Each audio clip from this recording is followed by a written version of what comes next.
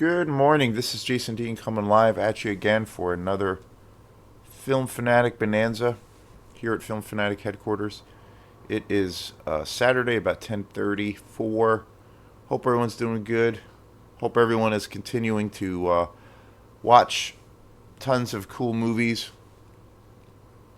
I've been checking out to see any news about like new releases that are in the theater. There hasn't been anything. The last movie I saw in the theater was the new Ant-Man, which that was a real big letdown. I don't know, I was really disappointed in that film. And I did a big show on Ant-Man about maybe 3 weeks ago or so. I saw it with a buddy of mine, and we went to go see it down in Thomaston, and it was a disappointing thing. I generally like the series of Ant Man. I like the first two movies. Huge, always I've always been a huge Marvel fan, but this movie I thought was extraordinarily long and drawn out, and it was I don't know. I left the theater with a serious amount of fatigue as far as new movies that are coming out, which right now it seems to be all the movies that I'm aware of that are coming out or that have come out recently are all superhero movies or Marvel movies. And I just don't have, I don't know, as much of a fan as I am of comic book movies, especially Marvel. I have like, I don't know, it's weird. I don't have a desire to go see any of them in the theater. A serious fatigue is I feel like a serious fatigue around the whole genre has like has set in, and I think I just need a break. It's weird. I never thought I would say that. I know of people, a few people I know. One friend in particular she took that position about a year or two ago. Just got burnt out, and she's a hard or was still is a fan, I think, to a degree, but got super burnt out with the amount of movies that were coming out in the Marvel universe, and had a couple of experiences of where she loved a lot of them for years, but then there were a few that she was she felt they were kind of backfires and they were missteps, and she just wasn't into them, and then just and then she started getting this feeling of being overwhelmed by the amount of films that were coming out.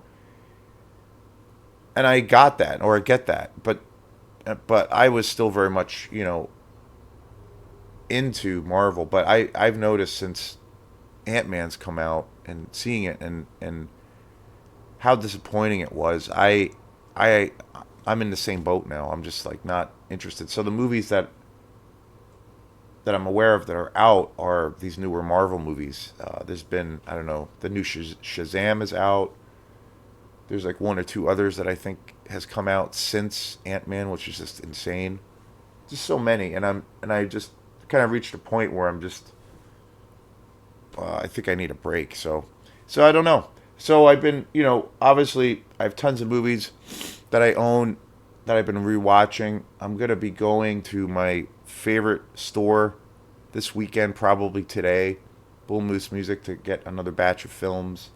So stay tuned for some new shows, for some new releases, and probably it will probably be a situation where some of the movies I'll be buying will be first time purchases, but then also my first time seeing them. So I always get really excited by that. So we'll see. One of the funny things, well, it's not really funny, but I don't typically order anything online, especially on my own in my own world. But I tried ordering some stuff through Bull Moose Music online, and I got this. I've been trying to get this one album by this band I discovered. That's one of my favorite bands that I've just recently discovered, and it's this band called Winterfilleth. They're from England, and they're just. I did a show last week on my deep love of all things black metal. And Winterfilleth is a kind of a modern contemporary British band that really is, I think, one of the greatest black metal bands around right now. I think right now they've been around for about 10 or 15 years, but from what I gather, they're kind of considered a newer or like a contemporary version of that style. And I discovered them probably about 3 or 4 months ago, and I've been just blown. I was blown away by them, and I just totally fell in love with their sound, and I really, really, really love them. And I tried getting some of their albums, and they have about 9 albums out. They have quite a few records. They're popular, but they're not popular all at the same time. I think they have a big following, kind of in the underground black metal scene, and but they're also kind of commercial to a degree, also in that scene. But I think they appeal to fans of like really well-known bands like Mayhem or Emperor. But then they're also very very much underground. It's kind of like they're right in the middle. But I tried ordering some of their albums through Boom Moose and then on my own, and next to impossible to get any of their music. I don't download music or anything like that, so I wanted to get physical copies, like a physical copy of their CD, and next to impossible. But I put in an order to Bull Moose, and it just came in 2 months later. Like, it's insane. I waited like 2 months to get this album, so I'm super super excited to finally get at least one of their albums. And I don't know about trying to order the rest of their catalog, which I would love to get because I've listened to all of their albums a little bit online and I've just been blown away. I don't know, by the time I got, I kind of think maybe if I go ahead and do that and order more albums, it will like be, 2024 by the time I get them, but who knows. But anyway, so yeah, looking forward to going to Blue Moose, my favorite place to go on planet Earth. So this is a movie today that I'm going to be talking about called Reformed Schoolgirls. And this movie is a movie that I bought, I think it was last year.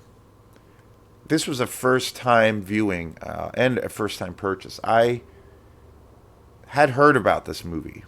And this was released through Vinegar Syndrome, which is a really well respected and well known label that specializes in exploitation movies. And Vinegar Syndrome's awesome. I have tons of titles through their label. They're definitely one of the premier companies out there. And this movie is super super awesome. I definitely have heard of this movie. I never saw it. It came out in 1986, Reformed Schoolgirls. And this movie is such a freaking good time. Like, it's the very definition of all things exploitation. It's really funny. It's really silly and goofy. It's kind of dark at times. It's kind of violent. But it's kind of like a punk rock movie. And it was directed by Tom De Simone. And the music is just incredible. The music was composed by Dan Siegel. And the cast for this movie is awesome. Linda Carroll, Sybil Danning, and the iconic Wendy O Williams. She kind of makes this movie. And she carries this entire movie. She really propels this movie into being just such a, I don't know, I kind of consider this to be a classic 80s exploitation movie. And it's really due to Wendy O Williams. Wendy O Williams is a pretty, famous, well-known punk rock singer. She had a band called the Plasmatics. And she was always noted for her partial nudity, exploding equipment that she would use on stage, and chainsawing her guitars. She was a pretty crazy performer back in the day. And she had a band for quite a few years called the Plasmatics. They were around in the, I think it was like the late 70s and early 80s. WOW, 1984 was one of their albums. Maggots, Commando of Chaos. They had a couple of live albums. They had an album that they put out in 1988 called Fuck You. I mean, just hilarious. But she was definitely kind of one of the first. Well, I guess you could kind of consider Wendy O Williams. She was definitely a punk rock singer. And the Plasmatics, they, like I said, they put out, like, and I just mentioned, they put out quite a few albums. But I think you could kind of consider her to be like one of the first kind of female fronted, more or less like shock rockers. Like she did like a lot of, she had pretty, a pretty heavy theatrical kind of stage presence.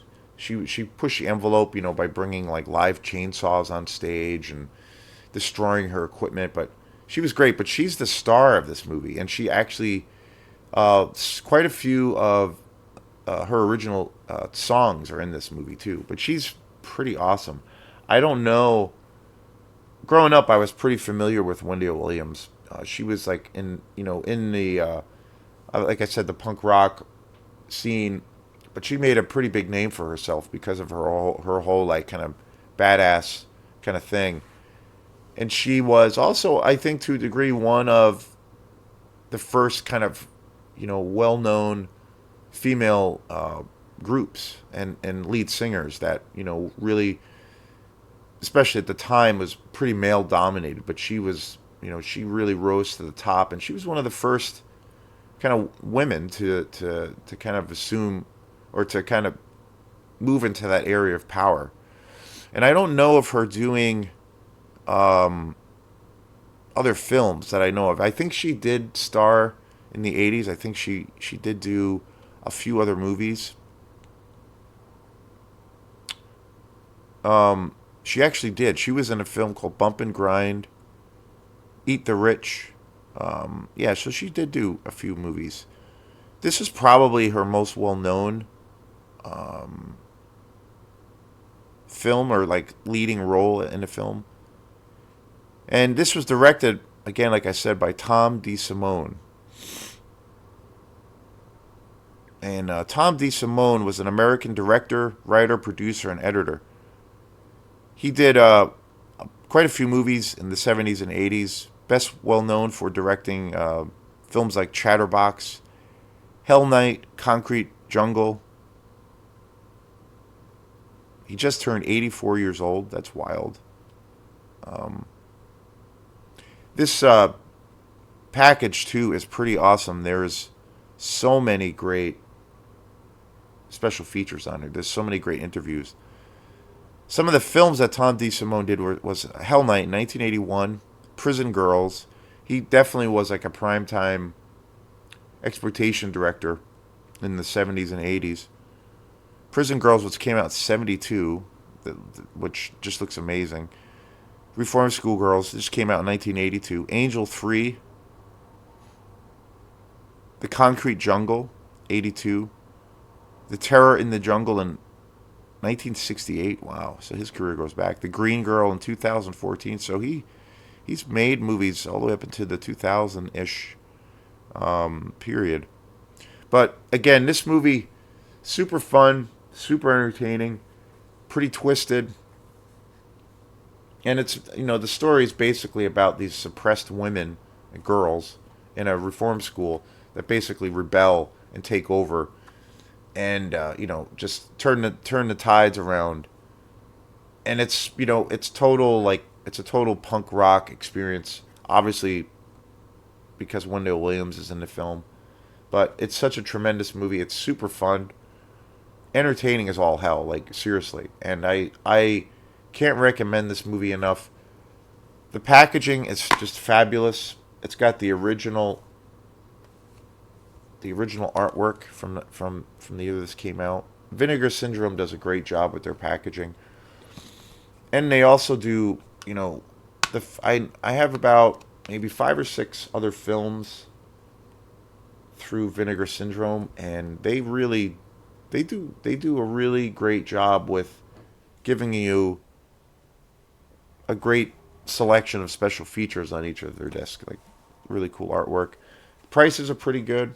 The transfer from the original film and negative to Blu-ray 4K. This is Blu-ray is pretty fabulous. Like it's the scanning, the remastering of the sound and the picture is pretty fabulous. And especially when it comes to this movie because I almost think of this movie as kind of almost being like a musical to a degree because there's so much cool music and obviously Wendy O Williams is in it. It really feels like a musical. I'm not a huge fan of like say musicals per se, but this is awesome. Um, I had heard about this movie, like I said before, for years and years, but never saw it. And I bought it last year on a whim. It was a really good price. It was pretty cheap, brand new too. Seal it was still sealed. But I was definitely, like I said, really familiar with Wendy O. Williams growing up because of her whole like persona. She really grabbed a lot of attention back in the punk rock days. But yeah, it's super cool. Such a great movie. Totally entertaining. A perfect movie to put on, with some friends while you're having some beers or whatnot. And it's cool because it it's a nice change from some of the other movies I've been covering. Which most of them are all obviously exploitation movies, but they're a little bit heavier and a little bit darker. And this is a nice change up because this is like it's pretty light, even though it's got the whole punk rock aesthetic. It's just more entertaining and it's a little bit more on the lighter fare. So the tone of it is kind of more of just straight up party atmosphere. I think in general, exploitation movies all have that vibe, which is why I love them so much. But this movie plays out like a little bit of a lighter kind of journey, or if you're going out to an amusement park, and just having a good time and kind of want to, it's kind of like I don't know, going to a fun party and you don't really want to leave. That's kind of how this film plays out, at least for me. I've only seen this a couple times. I'm looking forward to watching this again. But killer movie, Reform Schools, 1986. And again, they don't. I don't really think they make movies like this anymore. It's. I think that this is part of, obviously a bygone time period and a bygone era. Still lots of great new movies that come out, but I don't know. Again, like I've said many times, 70s, my two favorite decades are the 70s and 80s. And every time I watch any of these films from that time period, it's just, I don't know, there's something about those two decades that was just pure magic and really fun. Even if the movies were, say my favorite genre being the slasher genre, even in that to that degree, the darker, more brutal movies. There's something the fun aspect or the entertainment value. You can't beat it. You can't. And nothing since those decades I feel like matches that quality of what these movies were about. So yeah, just a fabulous movie. I highly recommend it. Reform Schoolgirls, 1986, starring Wendy O. Williams. So yeah, this is Jason Dean. So we will see you next time. Peace. Have a great day.